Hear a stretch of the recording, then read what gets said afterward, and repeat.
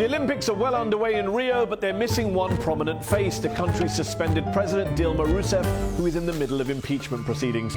Isn't it great, though, that so many of Brazil's honest, upright, righteous politicians are taking action against the allegedly corrupt and law-breaking Dilma?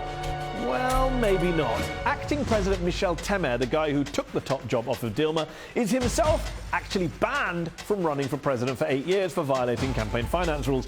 Not to mention, there are also calls now for him to be impeached as well.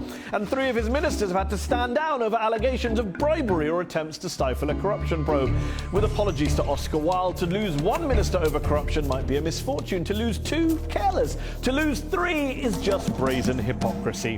One of those 3, by the way, was the Transparency Minister. Yeah, he resigned over corruption claims. Oh, Brazilian politics, you spoil us.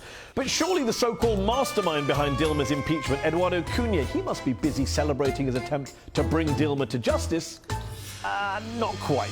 The former Speaker of the lower house of Congress was himself forced to stand down and charged with taking nearly $40 million in bribes. His counterpart in the Senate, Renan Calheiros, is also being investigated for taking bribes. Of the 65 members on a commission to impeach Dilma, 37 of them, that's more than half, face charges of corruption or other crimes. And of the 513 members of Brazil's lower house of Congress, 303 of them are either being investigated or being charged with a range of criminal offences, from corruption to homicide to slavery. Yes, I did just say slavery. The same is true for 49 of the country's 81 senators who'll be voting on whether to impeach Dilma.